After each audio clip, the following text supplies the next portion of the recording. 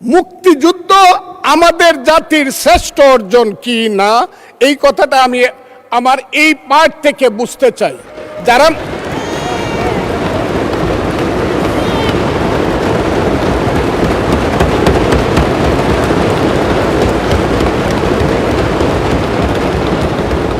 তাহলে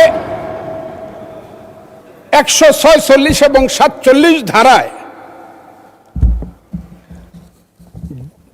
বা পেরা যে দুইটা যদি এই হয়, তাহলে 147 পেরায় লেখা আছে, জনাব অর্থমন্ত্রী, সরকার মহান মুক্তিযুদ্ধের ইতিহাস সংরক্ষণ ও বীর মুক্তিযোদ্ধাদের কল্যাণে নিরলসভাবে কাজ করছে। ঠিক আছে, সাধারণ মুক্তিযোদ্ধাদের মাসিক সম্মানের 20,000 টাকা অপরিবর্তিত রাখার এবং খেতাবপ্রাপ্ত মুক্তিযোদ্ধা যেমন বীর শ্রেষ্ঠ, বীরুত্তম, বীর বিক্রম, বীর প্রতীকদের 5,000 টাকা বৃদ্ধি করছে।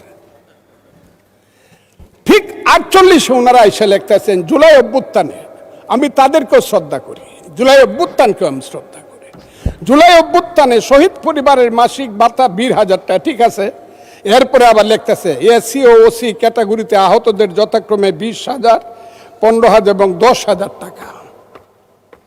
কোনো কারণেই ওই যে আমি বলছি, যারা মুক্তিযুদ্ধকে শ্রেষ্ঠ মনে করেন, কোনো কারণেই মুক্তিযোদ্ধার সম্মানী ভাতার সঙ্গে অন্য কারো সম্মানী ভাতার কোনো তুলনা হতে পারে না। যদি হয় তাহলে এইটার জন্য আমাদেরকে এই কাজের জন্য আমাদেরকে এখন দিবেন না, 5 বছর পরে আমাদেরকে খেসারত দিতে হবে। কারণ এখানে যারা আসছেন, যদি নিজেকে অসত্য বলে মনে না করেন বা বুকে হাত দিয়ে বলতে পারেন, সব লোক অন্তত 99% এমপি বিএনপির যারা হয়েছেন, তারা প্রত্যেকেই শেষ পর্যন্ত বলতে হয়েছে আমরা শহীদ মুক্তিযোদ্ধা জিয়াউর রহমানের দল, আমরা মুক্তিযুদ্ধের পক্ষে, এই কথাটা বলে আসছে।